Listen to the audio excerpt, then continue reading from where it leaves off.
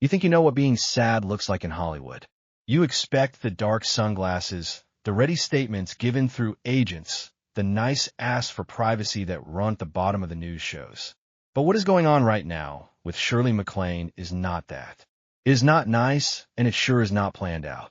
When a woman who has worked in this business for 70 years, a woman who is 91 years old and has lost more friends than she can count, chooses to call people and talk without any notes, you stop everything and listen. Because Shirley is not just talking about the sad loss of Rob Reiner. She is pulling back the cover on the weeks before it happened. And what she says changes how everyone sees this whole story. This was not a big press event. There were no lights flashing in her face. This was a real, honest talk that happened yesterday afternoon from her house. And the things she said have shocked the close group of famous people who thought they knew what was happening in the Reiner home.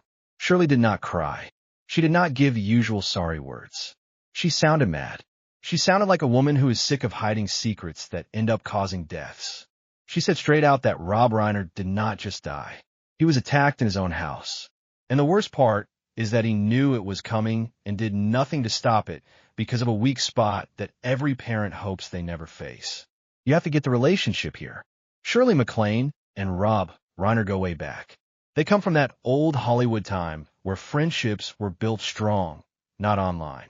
They worked together on projects, and people say they were in the same political groups.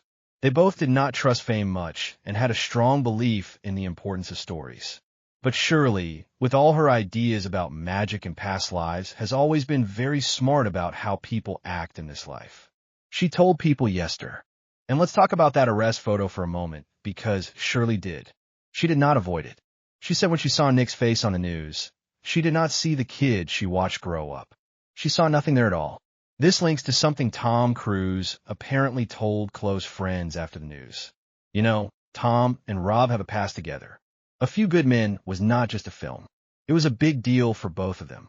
Tom Cruise is known for being very loyal, and people say he was one of the first to offer private guards to Romy and Jake, the kids who are still here, right after the news came out. But even Tom, who has seen it all in this business, was said to be really upset by the details of what happened at the house. The picture that people inside like MacLaine are giving is that this was not a robbery that went bad or a quick fight. It was a fight about who was in charge. It was about money, yes, but more than that, it was about a 32-year-old man who felt the world owed him because of his family name and parents who were too kind to stop helping him. Shirley said that Michelle was always the one who tried to keep peace. Michelle was the one who would get between Rob and Nick when yelling started.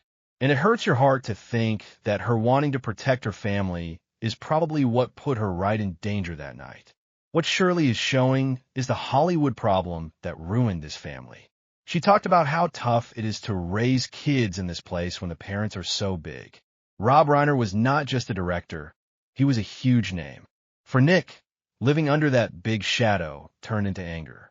Shirley talked about a talk she had with Michelle months ago, where Michelle said they were changing the locks on the guest house. Not to keep out strangers, but to keep Nick out when he was on drugs. Think about that life. Living in a big safe house in Brentwood, scared of your own child. When you hear Shirley talk, you hear someone who believes in the spirit. And she said something clear about Rob's spirit. She believes he stayed in that house in that bad spot because he thought his love was enough to fix a brain problem, to fix years of drug use. It is the sad mistake of the good parent.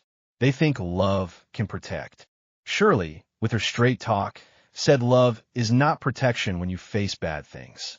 Sometimes love just makes you a target. We also have to talk about what happened that night. The police came around 10 p.m., but the report says things happened before that. That means there was time when Nick was in the house with his dead parents. What was he doing? Who did he talk to? Did he talk to anyone? There are talks that he called a friend, someone who helps fix problems, who told him to leave. If that is true, if someone helped after the crime, this case will get much bigger. Shirley hinted that the police are checking phone records that might point to others, not in the killing, but in the life that led to it. The drug sellers, the people who hung around taking Nick's money, making him ask for more cash from Rob and Michelle. It is really awful. You have two people who spent their lives making movies that showed the good in people. Films like The Princess Bride and Stand By Me, and their lives end because of the bad side of people wanting more and drug problems. Shirley remembered how Rob used to talk about Stand By Me and losing being innocent. He knew darkness was in young boys. He built his work looking at it. But he never thought that darkness would be at his own dinner table. This is not just famous people talk. This is a sad old story happening now in Los Angeles. The prosecutors are looking at special rules in California. That means the death punishment is possible. Though with the governor now, it probably will not happen. But Li-Fi. And really, who would blame her? As we wait for the trial in January, more stories will come out. We will hear about the exact arguments. We will hear about the tries to help that did not work. We will hear about the times Rob tried to be strict and how Nick fought back. But remember Shirley's words. Do not see this as a quick loss of control.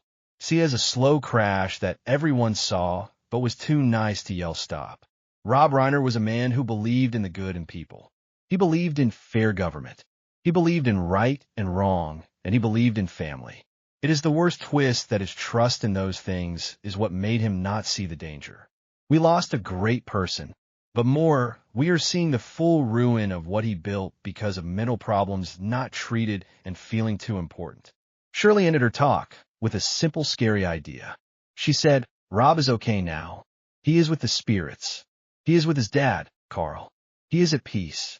It is us, the ones still here, who have to learn how to forgive. And I do not know if I can. That is the real truth. No fancy words, no just prayers. Just an old woman who lost her friend and is mad that it happened. And maybe that is the best way to respect Rob right now, by saying the plain truth, just like he would want in one of his movies.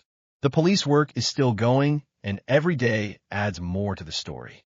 But the picture it makes is full heartbreak. We will keep following, not because we like it, but because we owe it to the ones who died to watch the justice until the end. This is not a film. There are no do-overs. And for the Reiner family, the good times are over, leaving only this quiet bad time after. What stays with you is not the big details of the weapon or the police tape. It is the picture of Rob Reiner weeks ago looking out his window, waiting for his son to come and being afraid. That is the sad part. That is the truth.